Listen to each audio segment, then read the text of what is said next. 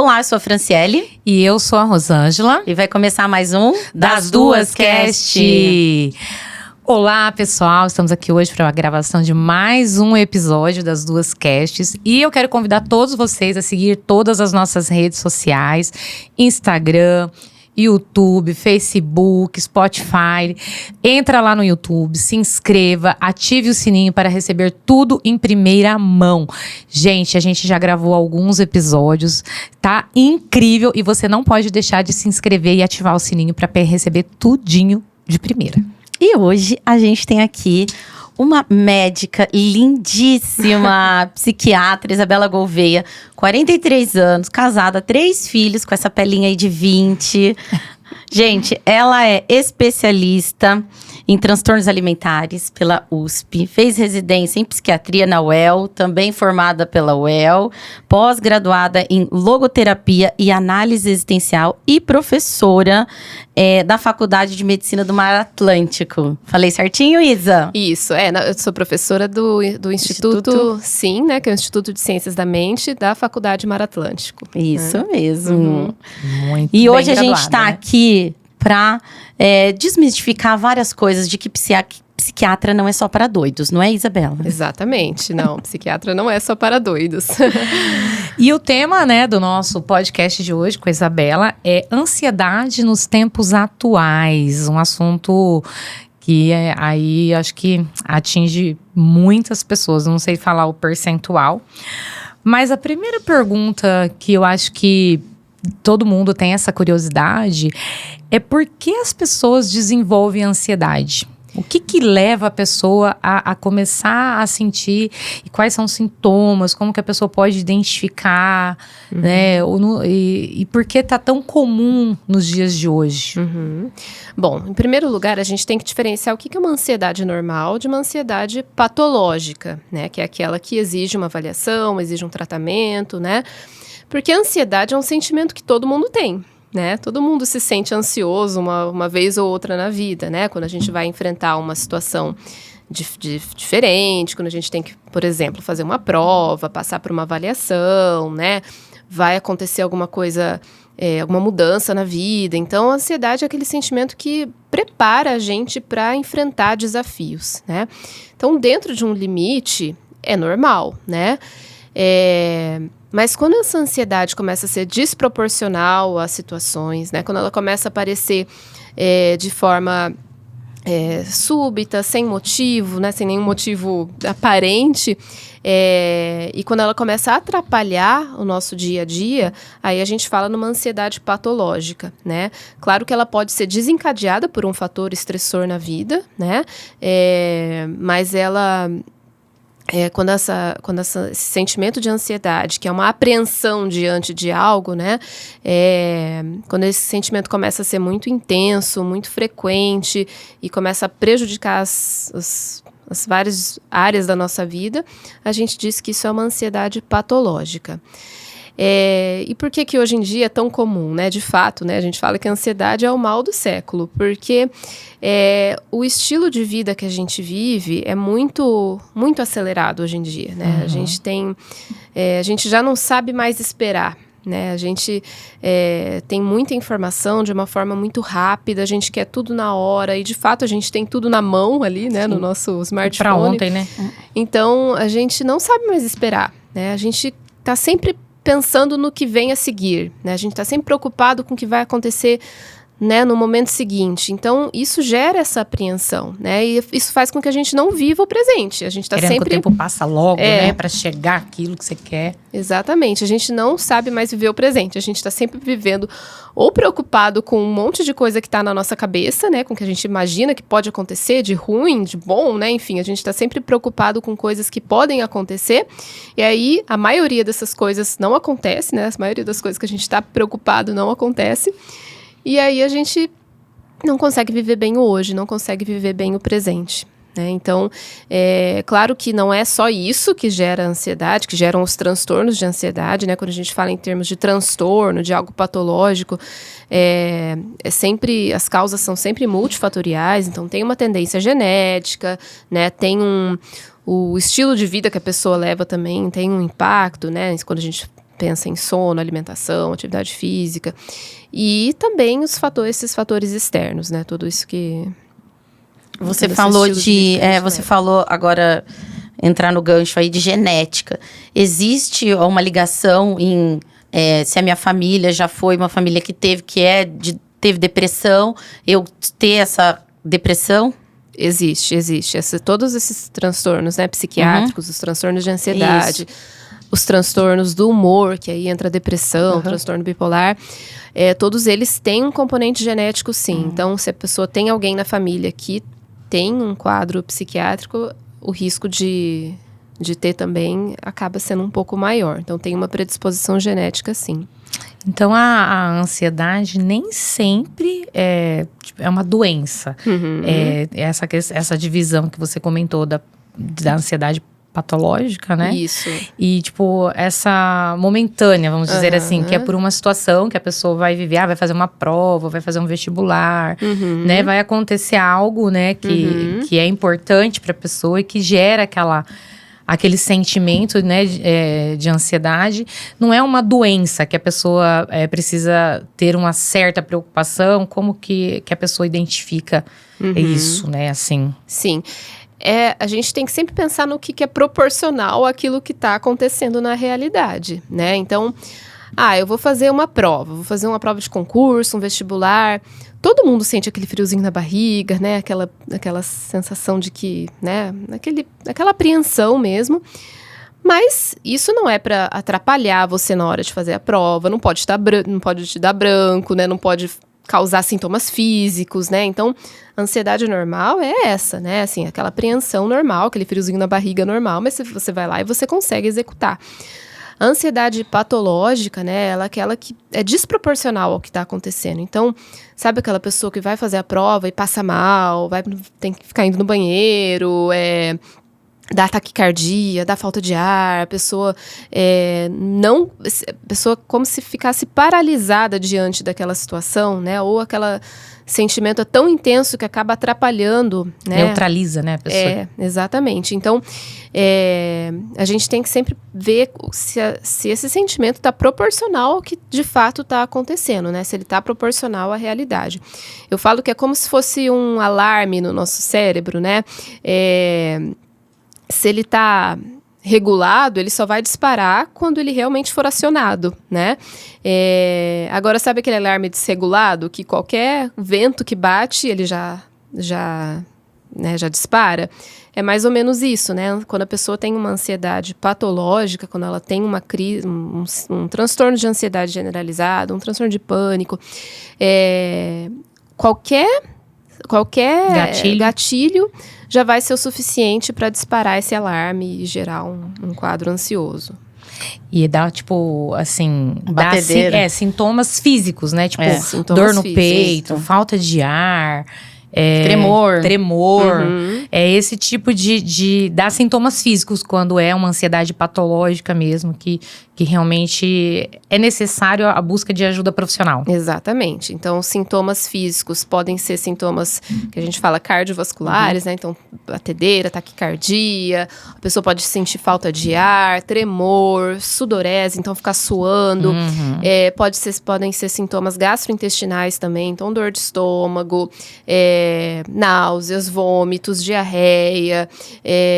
Tem pessoas que têm sintomas urinários. É muito comum a gente ver pessoas que têm a pessoa tá sempre com vontade de ir no banheiro, né? Sempre querendo fazer xixi, vai lá e daí, né? Na verdade, não é essa vontade de ir no banheiro. Na verdade, é uma ansiedade. A pessoa parece que sempre com essa sensação física muito incômoda, né? Então, isso pode ser também um sinal de ansiedade. E é muito real isso, porque a Mayra, ela terapeuta, ela falou pra mim que eu tive uma cólica de rim. E ela falou que tá ligado geralmente ao medo. intestino, se você tem um momento de diarreia, algo que você não consegue colocar para fora. E tudo isso está totalmente ligado a sintomas da ansiedade. Sim. A Mayra, a terapeuta, veio, já gravou um podcast aqui. Aproveitar e fazer essa ligação de gancho. Tem essa ligação da terapia com o psiquiatra? Assim, essa ligação é importante? Ou a pessoa está sentindo, vai só no psiquiatra? Ou os dois é um complemento? É um complemento. As duas coisas são fundamentais para o tratamento, né? Então,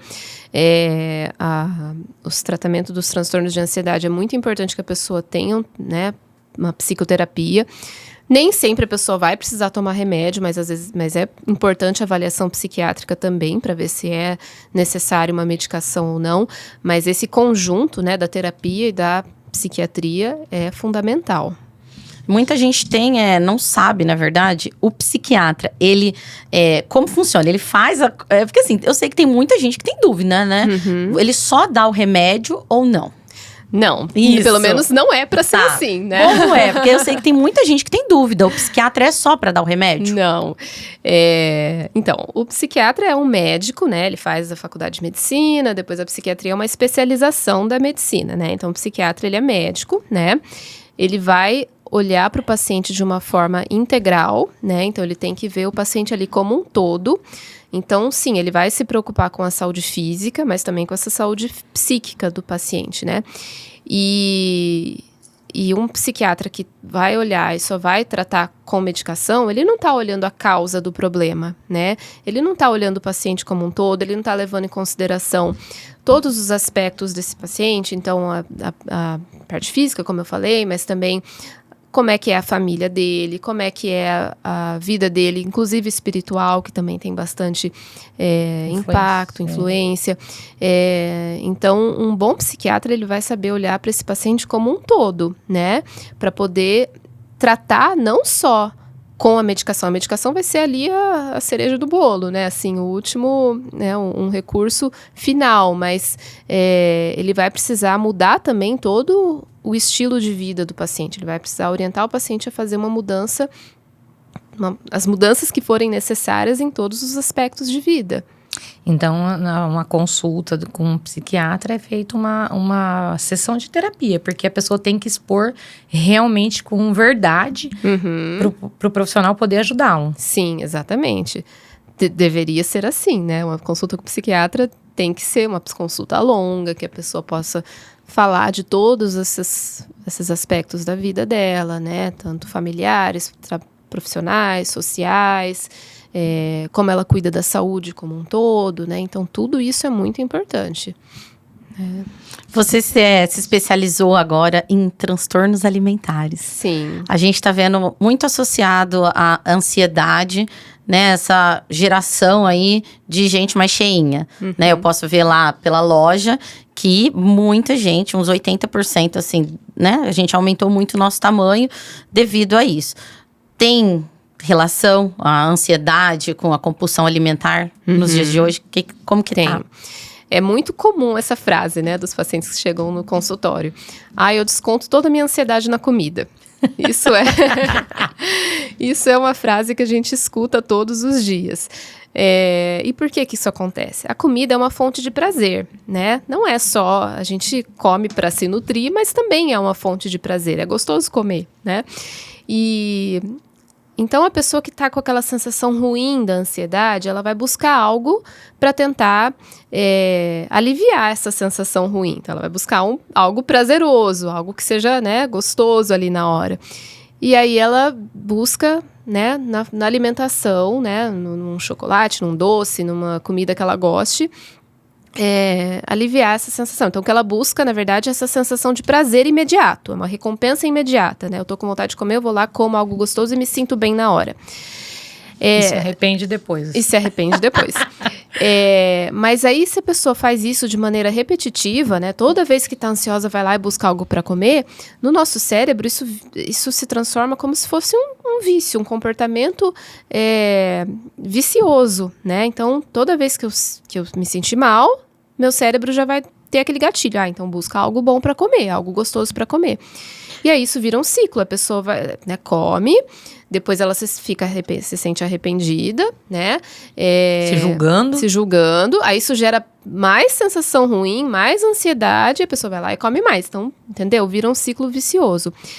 Algumas pessoas nesse caminho acabam entrando num quadro de fato de compulsão alimentar, que é quando a pessoa come uma quantidade muito grande de comida, num espaço pequeno de tempo, come de maneira muito rápida, né? Come quantidades realmente muito exageradas, né, de comidas, de calorias, e aí isso leva a um comportamento compulsivo.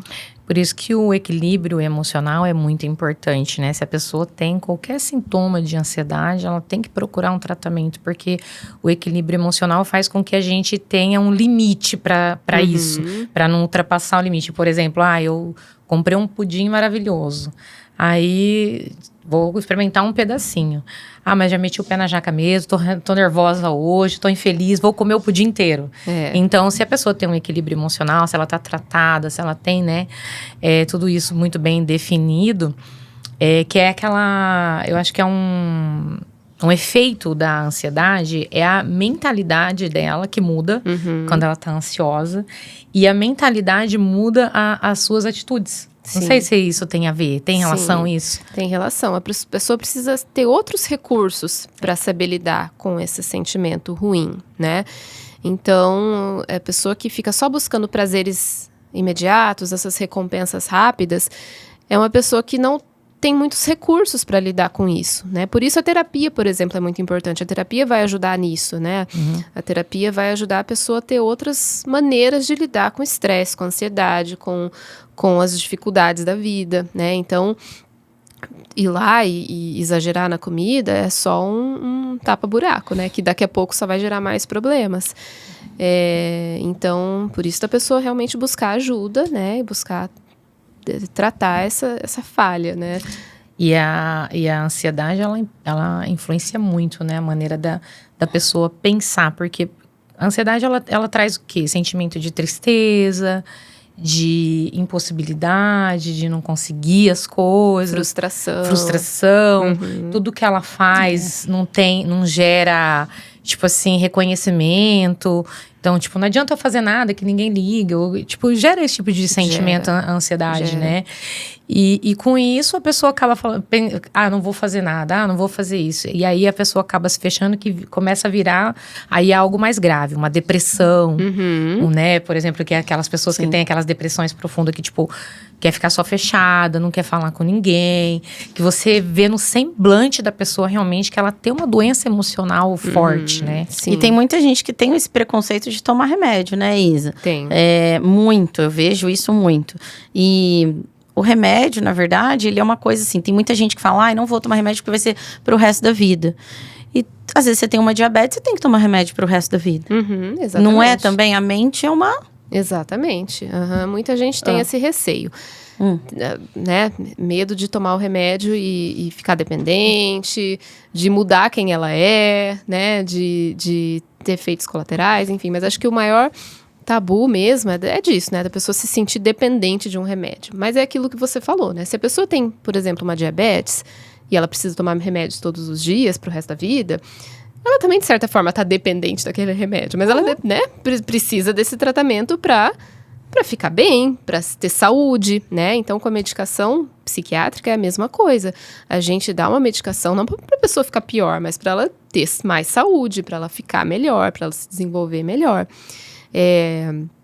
A gente estava falando um pouquinho antes do Viktor Frankl, né? E ele tem uma analogia que eu gosto muito, que ele fala do violino, né? Então, imagina que você é um grande violinista, né? E você tem lá o seu violino, você toca muito bem, mas, de repente, esse violino, ele tá desafinado, ele quebra, e você não vai conseguir tocar bem. Embora você seja um grande violinista, você não vai conseguir exercer aquilo que você consegue, né? Então,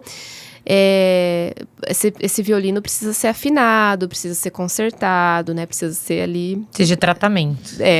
Então, a gente é mais ou menos isso, né? A gente é um violinista, se a gente tá com algum tipo de transtorno, uma ansiedade, uma depressão, a medicação, o que ela vai fazer? Ela vai afinar o nosso violino, o nosso instrumento que é a nossa mente, o nosso cérebro. Então, você não vai deixar de ser quem você é. Você só vai afinar aquilo que precisa ser afinado para você tocar bem a sua música, para você viver bem, para você exercer tudo aquilo que você pode exercer, né? Então, a medicação não vai mudar quem você é, não vai transformar você em outra pessoa. Não, ela só vai fazer, na verdade, você ser quem você de fato é, né? Porque é a depressão, é a ansiedade que tá te atrapalhando. Muda, né? Muda o seu comportamento, né? Você tem uma qualidade de vida, né? Isso. Assim como o remédio para você ter uma diabetes, uma pressão, você também tem o remédio, né, psiquiátrico para você ter uma qualidade de vida melhor. E graças a Deus que a gente tem hoje em dia essas medicações, né? Sim.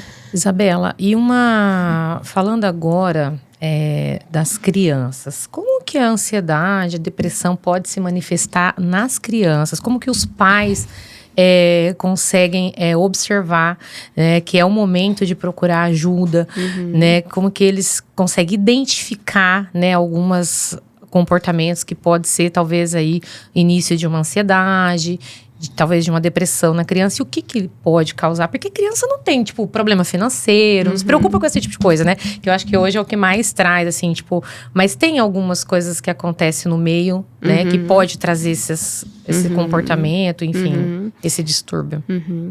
Os sinais na criança, né? É muito no comportamento, né? Essa criança começa a mudar de comportamento, começa a deixar de fazer as coisas que antes ela gostava, né? Então, não quer mais brincar, não quer mais encontrar com os amiguinhos, não quer mais sair, o rendimento escolar começa a cair, né? Então, normalmente quando algum quadro assim se desenvolve na criança, a criança manifesta uma mudança de comportamento geral, né? E os pais devem perceber isso, né? Um isolamento, Não né? consegue concluir atividade. Isso, Então, é muito importante estar atento a isso, né? A gente tem visto um aumento, né, realmente, de quadros ansiosos e depressivos em crianças.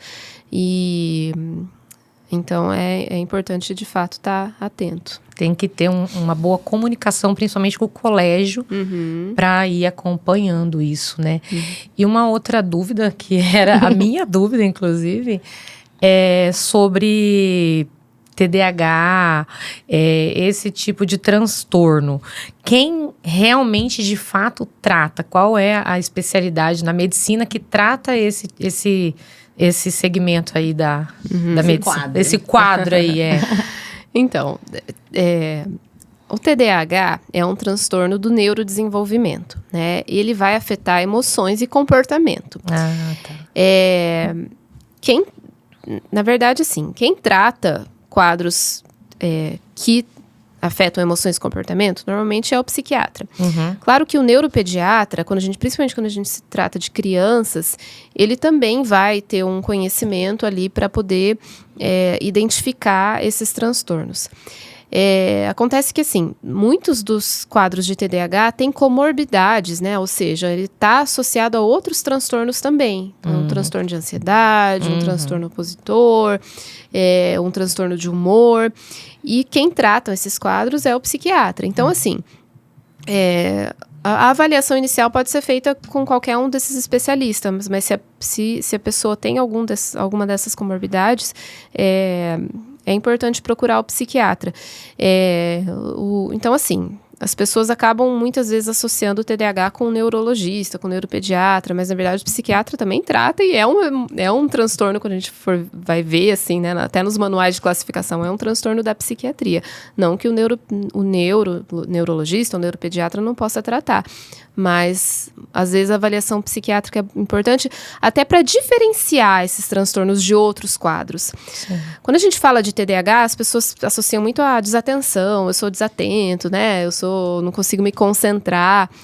E às vezes essa falta de atenção, essa falta de concentração está ligada a outro transtorno, né? Por exemplo, a ansiedade que a gente está falando, né? Sim. Quando a pessoa está num quadro de muita ansiedade, ela não consegue mesmo ter atenção, né? Atenção plena nas coisas que ela precisa ter. E então, às vezes, isso pode ser falsamente confundido com um TDAH, né? E às vezes não ser tratado de forma adequada. Sim, igual os temperamentos, né? E a gente não descobre o TDAH quando é mais adulto, né? Só Na verdade, ele pode ser descoberto na fase adulta, mas ele é um transtorno que começa na infância. Isso sempre tem que ser assim. A gente sempre tem que avaliar bem a história do paciente, porque o TDAH não começa na idade adulta, ele sempre começa na infância, porque ele é um transtorno do neurodesenvolvimento, ou seja, um transtorno que começa ali quando o cérebro está em desenvolvimento, que são nos primeiros anos de vida do paciente. Então, isso até é um critério diagnóstico. O transtorno tem que começar, os sintomas têm que ter começado a aparecer antes dos 12 anos de vida. Às vezes, passou despercebido. Às vezes, a pessoa só começa a ir atrás, a ver prejuízo. Na verdade, ela não começa a ver prejuízo na idade adulta. Sempre teve prejuízo, mas ela só identifica isso na idade adulta, daí ela vai procurar um médico. E aí, se a gente tira o histórico, a gente começa a observar que já tinha prejuízos desde a infância. Muitas vezes passa despercebido, mas nunca começa na idade adulta. Isso é importante saber, porque muita gente, hoje em dia, com internet, as pessoas vão lá, vê uma listinha de sintomas e falam, eu tenho TDAH, E aí já chega no médico falando, tem TDAH, preciso de remédio. E aí a gente vai avaliar, na verdade não é. Na verdade é um quadro de ansiedade, É só uma desatenção pelo próprio estilo de vida, a pessoa não tá tendo momentos de pausa, não tá tendo momentos de descanso, não tá dormindo direito, não tá comendo direito, e aí é lógico que a atenção vai estar prejudicada, Uma pessoa que não tem uma rotina, não tem um sono adequado, não tem momentos de descanso, momentos, de lazer, enfim. A pessoa que tem aquela vida super atribulada, super corrida, ela pode até ter um funcionamento muito parecido com o TDAH, mas ela não tem um transtorno, Então, a gente precisa cuidar também de todos esses outros aspectos, Você falou aí das listinhas que muita gente, procura aí na internet, tem o Dr. Google hoje em dia, Muito do Dr. Google aí. Você se especializou agora em logoterapia. Sim. Pra gente encontrar um médico, não adianta ir no Dr. Google, a gente tem que ir realmente num médico bem especialista. E o que é a logoterapia? Então, a logoterapia, ela é uma linha de psicologia, de psicoterapia, que foi fundada por Viktor Frankl, que foi um psiquiatra austríaco, sobrevivente de campos de concentração. Então, a logoterapia é uma terapia voltada para a busca do sentido da vida. Ela é uma terapia que enxerga o homem de uma maneira integral, com a sua dimensão física, psíquica e espiritual também. Quando a gente fala espiritual, não significa no sentido religioso, mas é aquilo que faz o homem, ser ser humano, porque o homem, ele sempre tem essa indagação, Qual que é o sentido da minha vida, E o homem tem essa sede de sentido, ele quer achar um sentido para a vida dele, Ele tem essa necessidade, Nada mais é do que a sede da felicidade, O homem almeja a felicidade, ele não quer estar aqui no mundo à toa, Ninguém quer ter uma vida inútil, uma vida sem sentido. Passar despercebido. Então, o Viktor Frankl, ele fala disso, dessa busca do sentido. Então, a logoterapia é uma terapia que busca a cura através do sentido da vida. Nossa, é muito interessante, e ele fala muito que todos nós mesmos, nos momentos mais difíceis, temos aquela felicidade guardada lá dentro. E do pensamento, da gente ter esse pensamento realmente positivo que a gente vai alcançar. E é muito mais do que só um pensamento positivo, A gente é chamado na vida para... A gente não está aqui à toa, Todo mundo tem um chamado na vida. A vida nos chama para algo. Então, todos os dias, a gente tem essa oportunidade de acordar e dizer... Qual que é o meu chamado na vida hoje? O que eu sou chamada a realizar, Então, isso nos impulsiona para buscar algo a mais, para olhar, enxergar para fora de nós mesmos, para ver qual que é o nosso papel mesmo aqui no mundo, A gente realmente não está à toa, e todos os dias a gente tem um chamado, E o Viktor Frankl fala muito também da nossa liberdade, A gente é livre para escolher, a gente é livre para tomar as nossas decisões, a nossa vontade é livre, mas ela vem sempre com muita responsabilidade, Então a gente tem que responder esses chamados da vida com liberdade e com responsabilidade, Então, se eu acordo de manhã, eu tenho aquelas... Vamos supor, o despertador toca de manhã. Eu tenho duas opções. ou eu vou desligar o despertador e vou dormir lá mais 5 minutinhos, aqueles 5 minutinhos se transformam em 10, em 15, daí eu acordo atrasada, daí eu faço tudo correndo, daí eu já fico de mau humor, já começo a, né, explodir com todo mundo, e vai o dia vai sendo aquela, né, aquele atropelo. Agora, se o despertador toca e eu escolho, né, com a minha liberdade, levantar na hora, por mais difícil que às vezes seja, né, mas eu me venço e levanto na hora e faço as coisas, né, da forma como deveriam ser feitas, eu estou exercendo bem minha liberdade, estou respondendo bem ao chamado da vida, né, e estou mais a caminho do meu sentido, né, da minha felicidade. Então, o Viktor Frankl fala também desse arco de tensão, daquilo que a gente é e aquilo que a gente deve ser. A gente sabe que a gente deve ser algo, né? A gente sabe que a gente pode sempre buscar a nossa melhor versão, né? A gente sabe que a gente pode fazer escolhas melhores. Então, a gente tem que buscar sempre esse nosso dever ser, né? O que eu devo ser, né? Não o que eu sou agora, mas o que eu devo ser. O que eu posso melhorar, o que eu posso fazer de melhor. Uhum. E é isso mesmo, né? No nosso dia é feito de pequenas escolhas. Né, pequenas escolhas que às vezes têm grandes impactos. Com certeza. E esse de ser, né? Ser muitas vezes, igual a gente estava comentando, de agradar, né, as pessoas. Uhum. E muito desse sentimento que as pessoas têm de não toda hora não ser agradadas. Uhum. Né? Como isso está muito em alta também. Agora, esse sentimento, né, de vitimismo tá afetando muitas pessoas. Uhum, né? Exatamente. Isso é um sinal de imaturidade. É aquela pessoa que não busca ser para os outros, mas quer só que os outros sejam para ela, né? Então, é aquela pessoa que não se tem uma posição, né, na vida, que não assume as rédeas da própria vida. Ela só quer ser agradada, só quer ser validada, né? Ela só quer que os outros façam por ela, mas e aí? O que ela vai fazer pelos outros, né? Então, o que ela vai fazer pela vida dela? O que ela vai fazer, né? Como que ela vai responder à vida, as coisas que a vida convoca. Isso aí é uma falta de autoconhecimento das pessoas que são muito vitimistas? O que é, assim?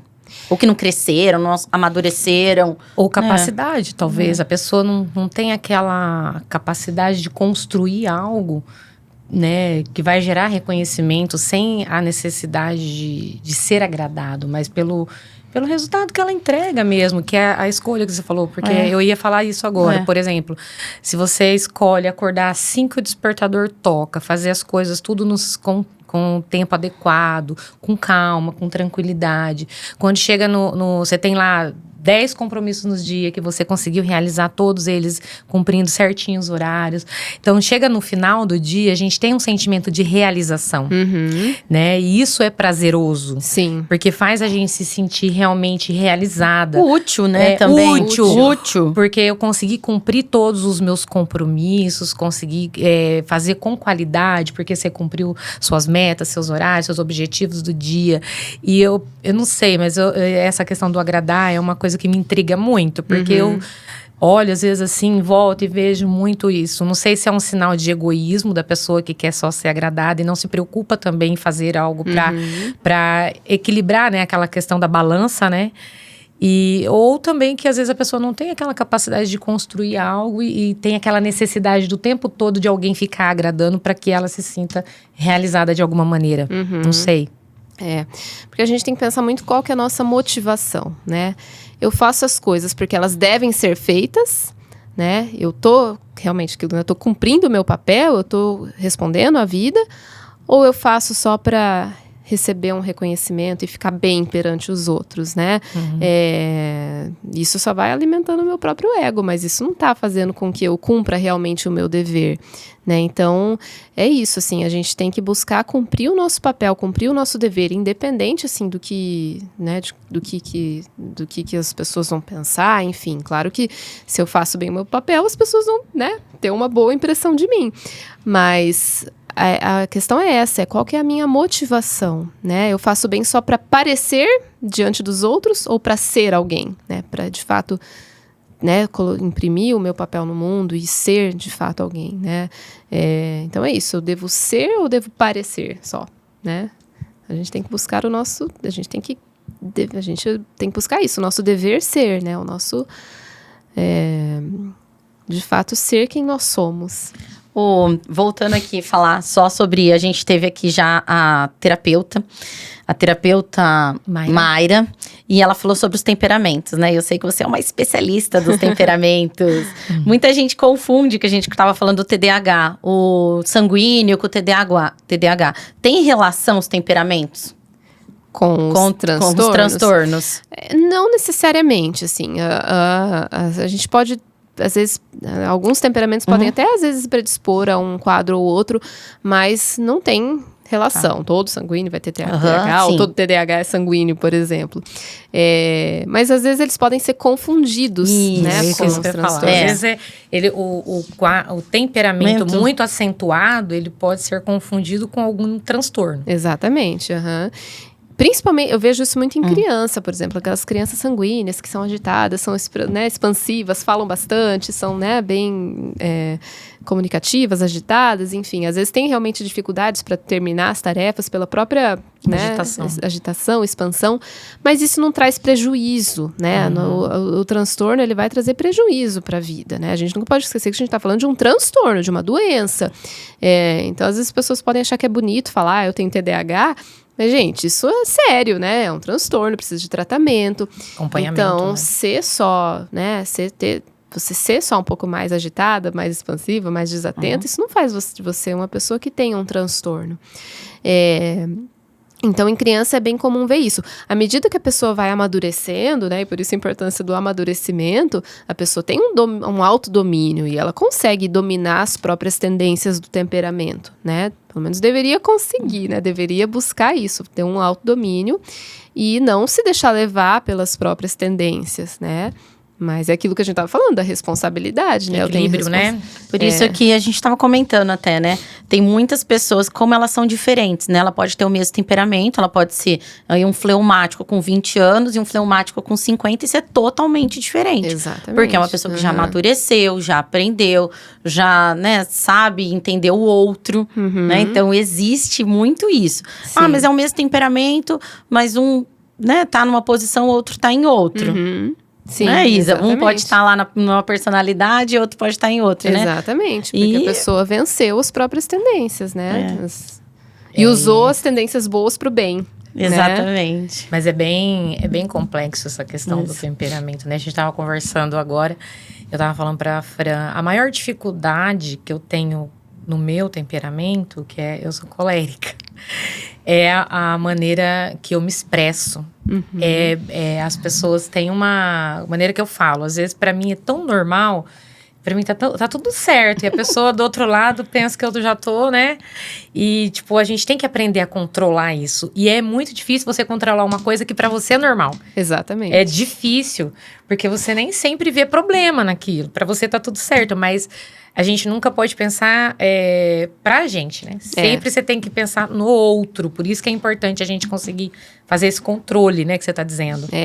E lembrar que o outro não tem o mesmo temperamento que a gente. Então, por isso que é importante. Porque quando a gente conhece os temperamentos, a gente entende que o outro tem uma visão, às vezes, de mundo, reage às coisas de maneira diferente, né? Então, a gente espera que a pessoa reaja como a gente reagiria, né? Mas não é assim, né? Então, cada um tem o seu estilo, cada um tem o seu jeito. E a gente tem que aprender a lidar com a gente para poder ir para lidar com o outro. É complicado. Isa, e onde nós podemos te encontrar?